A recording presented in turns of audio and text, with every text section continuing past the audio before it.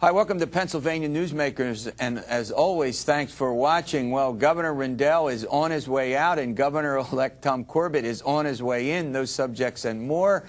Pennsylvania politics and government, in depth and in detail. And guess what? It all starts right now. This is Pennsylvania Newsmakers, a fast-paced, unrehearsed weekly discussion with and about the leaders who shape your world. And now, here's your host, Terry Madonna. Well, the big transition is underway in Harrisburg in the state government. We got a budget situation that would would be the envy of Wall Street if we could borrow our way out of this debt, which we probably can't do. Joining me to talk about Governor Rendell leaving, Governor-elect Tom Corbett coming in, or a trio of the state's leading journalists and correspondents and columnists. You folks do it all. Sitting over here on my right is Laura Olson. She's with CapitolWire.com. Across from me, as often is the case, is Brad Bumsted with the Pittsburgh Tribune-Review and Robert Swift with Times-Shamrock newspapers. I got that right? That's correct. I'm getting better at that one. How many? 5 newspapers? How many? You have a bunch of them, don't you? A handful. Hanging out there, and you write for everybody. All right, let's get down to serious business. Robert, Governor Rendell won't go away. Well, he's been probably the most accessible in terms of press conferences we've seen for a lame duck. He's also in some ways going out, as he came in. He came in with a big structural deficit and GOP control in both chambers, and that's sort of the situation as he does leave, due to the national recession, basically, that hit him. But he has been in the recent weeks still, advocating what he believes in, borrowing spending to try to jumpstart the economy. Right. Marcellus Shale regulation, we're still hearing, there's still agencies, decisions awaiting some of these agencies that in the next few weeks. Now, Brad, I mean, he does have this pretty ambitious agenda for the last 6 months, doesn't he? I mean, he's plugging away. He's on TV. He's nonstop. He's like the Energizer Bunny. He's everywhere. He's bitterly fought lame duckhood. I like that. Bitterly fought. Say that again. Lame duckhood, did you say? Yeah. And I think it's unprecedented in recent history to see a governor at the end of his term as active as he was, to the detriment of some of the Democratic candidates in the last election, I believe. But even to the end, he has the billion-dollar bond issue that he wants, and that may be resolved by the time your listeners watch this, but needs approval from the state treasurer, Rob McCord. Yep. Now, Laura, you've been covering Governor Rendell, holding almost daily press conferences, right, on almost any subject. What is your? I mean, are we going to see this until January 18, or do you think we're finally at the waning days of it? I know that's a tough question. Well, one interesting thing that we saw with him is that he never really let up on an issue. Even when the Marcellus Shale severance tax looked doomed for months and months, he would come back and say, oh, hey, the Senate's coming back into session. This gives you a great opportunity to look at the severance tax. There was no way at that point that the Senate was going to reconsider the severance tax. But, he's found ways to continue to push his issues and to continue talking about him, and so the state is still paying attention to what he wants. And the other speculation, before we turn to some of the specifics of the last couple of months and look ahead to the Corbett administration, has been this never-ending question almost everywhere I go. What is he going to do? What is the future? Tom Ridge went on to be Homeland Security Director, and unfortunately Governor Casey had very serious health problems. Dick Thornburg went on to be Attorney General. Milton Schaap's career was sort of devastated by his presidential ambitions and by the scandals in the administration. What's this guy? He's obviously looking for a career in TV or some high-profile position. No word on that. He keeps promising something, doesn't he? Tell you guys. He says he's writing a book. Well, we know. And number one, number two, he's going to still be involved in the National Infrastructure Committee, pushing roads and bridges and funding. But clearly he would like something as a political commentator on TV. Whether he gets that or not isn't clear, but he definitely, he could have a job at Comcast in a heartbeat, or back at Ballard Spahr law firm that had paid him a salary when he ran for governor. Okay, let's talk about this issue of debt. As Brad points out, Robert, by the time this program airs, this should be settled. But what's at heart in this bond issue? The governor wants to continue to spend large sums of money for economic development. What's at heart here? Basically, when states undertake long-term building projects, just as someone is taking a mortgage on a house, they pay for it over the long term, and that's by selling bonds to investors. And Rendell has been, ever since he started, an advocate of this as a way to jumpstart the economy, to undertake projects like sports stadiums, which he thinks are a good investment for cities, right, that the state should take an active role in, and then undertaking a whole slew of water and sewer projects. So we've had quite a bit of borrowing under his administration. I think a record amount. Am I right about that? A record amount. I think we're at $3-4 billion, something in that range. Go ahead. Now we're starting to see even after he leaves, this is going to be an issue in the next session, because the new House Majority Leader, Mike Terzai, really wants to get rid of one of the staple programs, the Regional Assistance Capital Program, which that's a huge program for spending too. It's been around for 20 years, and it funds all these. Let me ask you this question: a Democrat, the Auditor General, has said no way, no how. It's got no $1 billion in borrowing, and there's all kinds of figures that his office and others have put out about what the borrowing will cost us. Rob McCord, the state treasurer, who normally would expect to be an ally of Rendell, is probably they're going to probably lower the borrowing. But do you think this is as serious a problem? I mean, Democrats are not jumping on this. Well, one interesting thing is that these projects, if the contracts are signed, the state has a legal responsibility for funding these. So part of the problem comes in early next year, late February, early March, where the state has said, okay, we're going to pay you back for what you've been spending to build these projects, because it's a reimbursement So these system. are projects that are underway now. Some of them. Some. Go ahead. And that's the other catch of this, is that it's unclear which ones are underway, which one Rendell would like to sign on his way out the door. Yep. And the list is a little shady because they're paid on a monthly basis. So it's hard to tell how much this one needs, how much that one needs. But we know that the fund will run out of money in about March. We got to run to break, but we are talking about a huge sum of money here. That $5.8 billion we've paid since July 04 in debt service. That's debt service, $5.8 billion. The governor wants another $1 billion as he goes out the door at a cost, the debt, $1.6 billion, the new debt alone. So we got to pay, almost $750 million to pay off the $1 billion that he wants to borrow. Terry, the state's bond ratings are still good. Yep. There's not a problem with that. But there was just a story in the last Sunday New York Times about state borrowing across the country, and how the same economists who predicted the subprime mortgage crisis are predicting the same thing could happen with states. All right, we're out of here. We got to go to a break. We'll be back. Tom Corbett, what's up with him? We'll talk about that after these words. This broadcast of Pennsylvania Newsmakers is presented by the Pennsylvania Chamber of Business and Industry, the statewide voice of business, and by the Pennsylvania Cyber Charter School, bringing educational innovation and freedom to the children of Pennsylvania.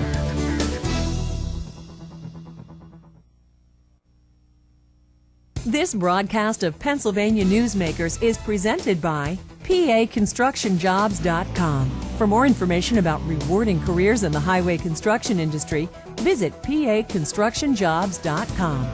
And by the Pennsylvania Manufacturers Association. Business in Pennsylvania is our business. Hi, welcome back to the program with a trio of the state's leading journalists. Let's talk now about Governor-elect Tom Corbett. Brad, let me start with you. Transition team, familiar names, 417 people in the big team, I should say, the top advisors to the governor, 4 familiar names. Transition team, 417 people of your closest friends, right? Closest friends. What do we know now from what we think a new Corbett administration looks like?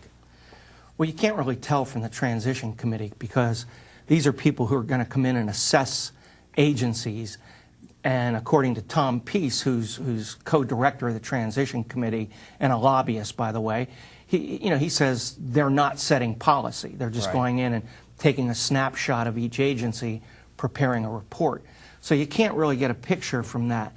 However, Corbett has been sharply criticized for the number of lobbyists and industry people who are on this, from critics who say, this is the fox guarding the hen house because they're looking at regulatory agencies and other places where they may have an interest. Okay.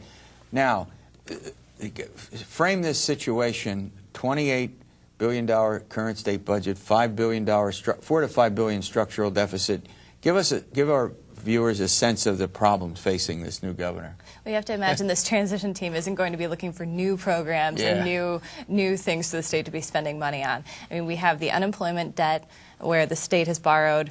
It's going to be $4 billion-ish, I think, by sometime next year to pay for unemployment benefits. We have a shortfall in the general fund budget. We have infrastructure problems of several $billion, and I think I'm leaving out several, but no stimulus. That's where the major shortfall is going to come from next year. So, do you think this is as daunting a challenge as any governor, maybe since Shapp in 1970, when the state's book budget was out of balance by maybe more than $1 billion, which would have been huge, when he asked for a state income tax? Go ahead. There's 2 reports out this week from the National Governors Association and the National Conference of State Legislatures that are saying that the states are going to have problems with red ink into 2013, 2014. And of course, the Fed chairman, Ben Bernanke, is talking about high unemployment into that same period, and the 2 are linked in terms of high unemployment, fewer tax revenues. So this really takes you a good chunk of the first term of a Corbett administration doing with this continual. So you think, so Brad, segueing on what Robert's just said, you folks think that this is going to be about budget, cutting state government, dealing with the debt, that we're not looking at new programs of any kind? I don't believe we are. And during the campaign, he didn't talk about any. I think early childhood is something that he might consider. But beyond that, it's going to be budget 24/7. But I think that there's going to be a huge push from Mr. Corbett to privatize the state liquor store system, I want to talk, which has to do with the budget. All right, we're going to run to break. I want to talk about the privatization of the liquor stores and get into that subject. I know that that's a big thing with the new majority leader, Mike Turzai. That's one of his big issues. Should we sell the state liquor stores? I don't know if we should, but I think there's going to be an effort to do so. We'll talk about that following these words. This broadcast of Pennsylvania Newsmakers is brought to you by Pennsylvania Credit Union Association. Pennsylvania Credit Unions, where people are worth more than money. To find a credit union that is right for you, check out ibelong.org. And by the Energy Association of Pennsylvania, Pennsylvania's energy information source.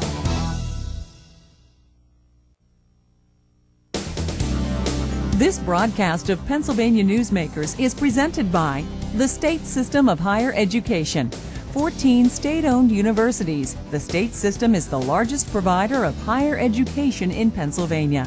And by the Hospital and Health System Association of Pennsylvania, working towards a healthy Pennsylvania.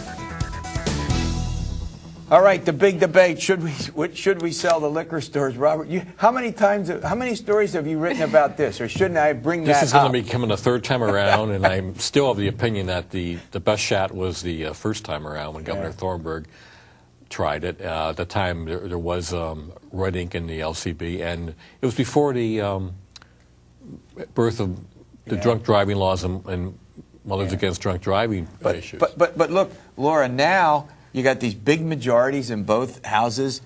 You could get, what, $2 billion? Talk a little bit about it. This is one thing that incoming House Majority Leader Mike Turzai of Allegheny County was talking about on election night. This is one of the first things that he's been mentioning. We want to privatize liquor stores. He's been raring to go on this. And they can get $2 billion or so dollars. If they sell them, and then $450 million or so in what, sales tax collection? Yeah, so the state wouldn't get the revenue, the profits off of the sales anymore, but they get the liquor taxes, and it would take a little while. I mean, you still have to get the new system set up. That's you true. have to figure out how the licensing is going to work. It took 1 month to set it up 70 years ago. It took what? 1 month to set it up in 1933. It's going to take a little 1 longer month to set it up, dismantle. and we're only one of 2 states, right? Utah and us, and we're more restrictive on our beer sales. Go ahead.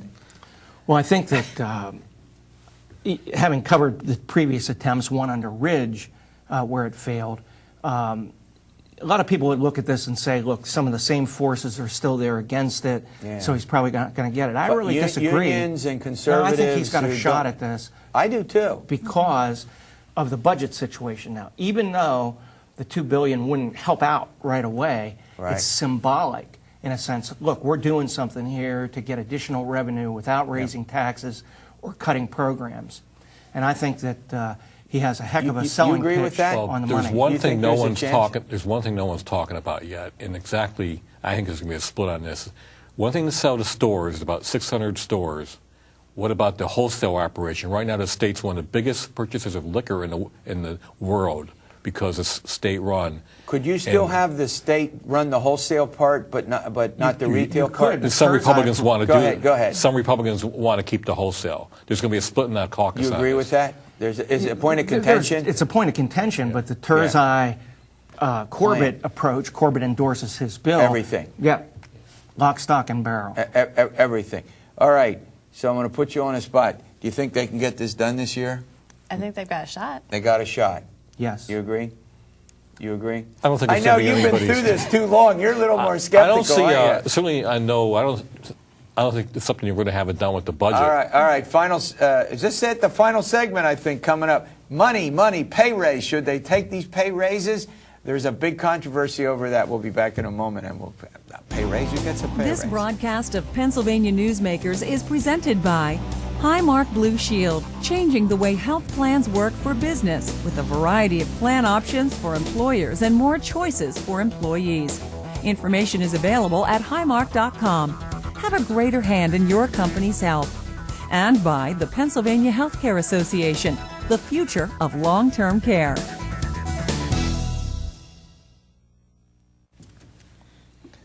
Well, welcome back. Well, we're getting to the holiday season, and we're talking about what, alcohol? Did we exhaust that subject? Is there, Brad? You were go ahead. You at the break. You were making a point about the money that they take, that they expect to get, or they do get. Well, yeah, it's about $400 million in taxes. People say that is going to be lost. Terzi says it won't be lost because of expanding the number of stores. And only a portion of that is taxes of the $400 million. The rest is so-called profit. All right. The big story of the month is 1.7 automatic pay hike increase. About half the lawmakers now say they're not going to take it. I'll be wrong about this. 130 lawmakers have turned back. Is it 190,000? Do I got this right? 191,000. Okay, 191,000. It's this automatic law that's been in place since, I believe, somewhere in the 90s. 95. Yeah. And so each year, if the cost of living goes up, they get their pay increase. And a lot of them either return it to the Treasury, they'll donate it to charity, but there's been bills that have been introduced over and over again to say, let's get rid of this. We should have to vote on our pay hikes. Okay, good point. Now, the point, Robert, is without the automatic pay hike, they have to do it, and when the lawmakers vote on it, it becomes controversial. Right. Then you get this sort of like lag period. It used to be, before this law, you'd go like roughly 7 years. Then you'd have this double-digit increase to try to catch up. And a huge furor over it. But now what's happened in reality for many lawmakers now, because of the last one now for many was in 2007, because starting in 2008, they've been, a lot of them have been, that's when the recession started. Yeah. That's when it became politically imprudent to take the thing. So the point is 1.7 increase for lawmakers, certain people in the executive branch, and the judges. Now, we'll get to the judges in a minute. Brad, there is a debate over people returning it to the Treasury versus giving it to charity. Tom Corbett, Governor-elect Corbett, says, I'm giving it to charity. But 190 lawmakers, if I'm right about 130, have turned it back to the Treasury. Go ahead. Talk about that difference. And is that there's no rhyme or reason to how they return this, how much they return. You can only find out who's returned it and how much by filing a right-to-know law request with Treasury and getting the list. And the point is that all of this is cover for lawmakers to be able to continue to accept these raises. When I looked at it, there were several people who had made one paycheck and returned it and then started taking it again. Mm-hmm. So how do you know? Unless you do an in-depth look at it, and there's no way to tell. And the point is, if they voted on this, they'd be accountable for it. Yeah. If they really need it, let them do it. Let them vote. Yeah, but Robert's point, I think, in this recession, is that certainly has made this much more difficult when, now admittedly, Pennsylvania's unemployment is lower than national average, but is that at the heart of the controversy? We also have all these new members, 100 new people or more in the House. Go ahead. Before they even take their office, they get this automatic pay raise at the beginning of December. And Rendell hasn't taken it for a couple of years. He has this strange system where he hasn't taken the pay raise, but he's paid the taxes and what his salary should be. And so it would just be a lot more straightforward to the public if just to have the vote. Everyone gets the pay raise or everyone doesn't get the pay raise and to vote. And I guess let's talk about this in the remaining time. Legislation to rescind it, to get rid of the automatic pay raise. What's your sense about that? The problem is by the time they would get around to voting it, the memory of the December 1st thing starts to fade. Mm-hmm. So unless they were to come in like the first thing order of business late January and pass it just like that, it's just going to get, if they're going to wait on that, it's just not going to get done. Because it's just something, and then next December they'll face it again, because that's the way these things go. And the other thing that happens is with the lawmakers giving it to charity, you do get into sometimes a self-serving thing here. Because they get a tax break for it. Well, they also get to, hand it out. Hand it to for support. I remember once a senator went to the point of creating a committee in his district to distribute this like $4,000 or $5,000 sum, and it got mileage out of it. Yeah. All right, we're almost out of time, Brad. I'm going to give you the last word on a subject. We got these folks who are, trying to get their charges reduced and dismissed in the bonus gate. Update: we have 10 Democrats who look like they're going to come to trial. Is that 10 Republicans? I'm sorry, 10 Republicans. Yes, and just this past week, Judge Richard Lewis moved the trial back from April to August at the request of defense attorney. All right, we'll have you back. We'll talk about that. I want to get into all those trials and the bonus gate, but you're right, Republicans. Where is my head? My head is in the holidays. All right, hey, thanks as always for watching, and we'll see you again next week, and stay well.